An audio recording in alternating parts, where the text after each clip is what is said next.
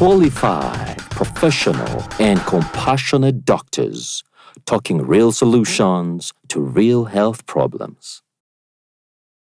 On the DocTalk show today, our good doctors dissect a most dangerous but avoidable killer disease, cholera. Welcome to the DocTalk show. My name is Dr. Darius Wache. I'm an internal medicine physician, and we have an interesting topic for you today, along with my guests tonight, Dr. Atuhewe Fiona and Dr. Amate. And you're welcome to the show. I'm sure you've all heard of the outbreaks that are going on in Kampala district and around the country, outbreaks of cholera. So this discussion, we are going to talk about cholera. We're going to understand this disease that is causing havoc within the country. So maybe I'll start off with Dr. Fiona. Could you tell us about this cholera illness? What exactly is it? Thank you very much, Dr. Darius. Cholera is a bacterial infection caused by a bacterium called Vibrio cholera.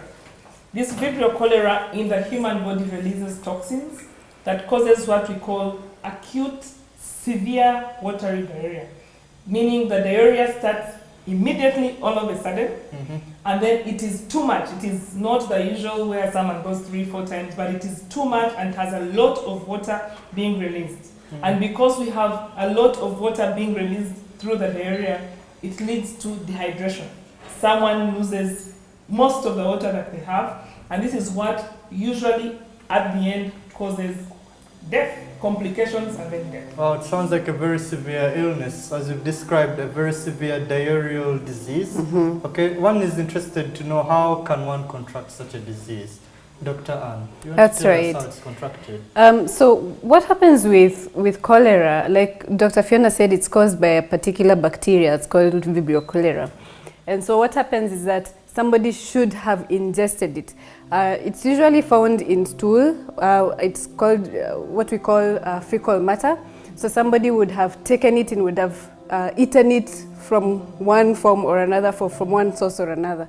So for you to be able to get cholera, you actually must have taken in something that has been contaminated with stool or with fecal matter. So when you realize that, then you also realize that this is a disease that actually happens because of poor sanitation at the end of the... It's the most critical thing. That means that there was poor sanitation somewhere. Either somebody did not wash their hands properly, they did not dispose of feces very well, the water where their water sources are not clean, so it was contaminated with stool or with fecal matter, or they might have people with poor access to clean water, because we know, like we have in slums or where water flows, where people do not have pit latrines, and like Dr. Amate said, do not dispose of their feces well, and they end up into the water and other people access this water. Do not boil it and just take it. That is why we also get it in people who go and people who, in this age and era where everyone is trying to lose weight, to eat healthy, we end up eating salads. So you eat salads that have been washed with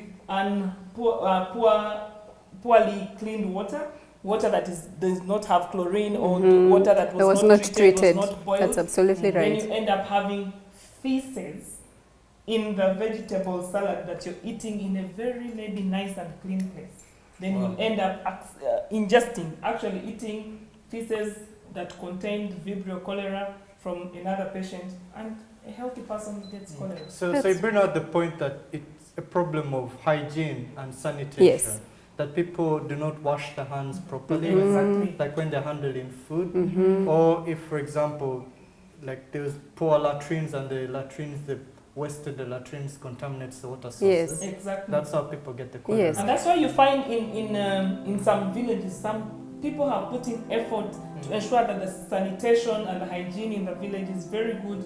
There's a pit latrine, and then there's a jerry can right outside the pit latrine for people to wash their hands, so that food is not contaminated with feces. That's right. And it's also the reason why you find that, say for example, if there's a flood and people did not have a good toilet system, then the floods are going to come and they're going to overrun the sewage system that's going to be there. And so when you have contaminated water, and then you have fecal matter all over the place. So meaning that it is very easy to simply pick it up. And then if you're obviously, again, you're not washing hands, if you're using the same water for cooking, if you're using the same water for drinking, so it is very easy to get cholera out of that.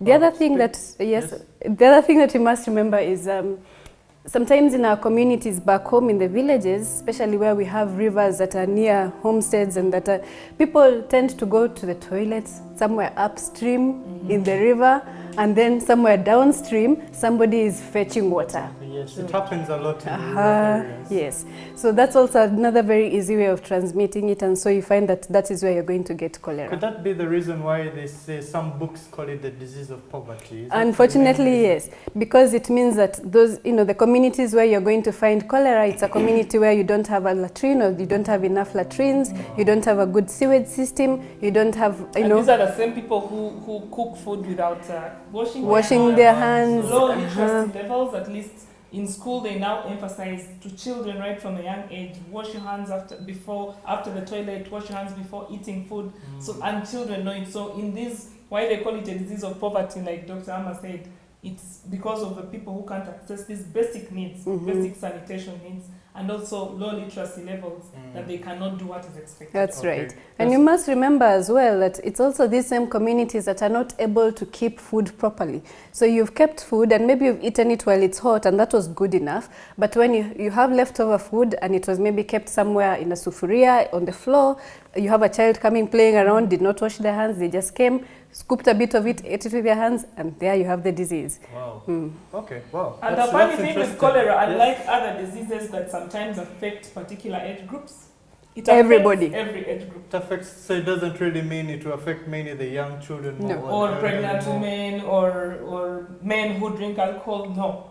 Cholera does affect all age groups, from small babies to adults. So we're discussing cholera, and Dr. Ann mentioned something about cholera being related to the rainy seasons when it floods. And currently in the country we are experiencing outbreaks of cholera. Maybe Dr. Fiona, could you tell us which parts of the country are experiencing cholera? So currently we have a cholera outbreak in the capital city, in Kampala. Within Kampala itself. Within Kampala. And you know what that means for us as a tourist destination? When people out there hear that you have a country where its capital city has a cholera outbreak. You are watching the DocTalk Show.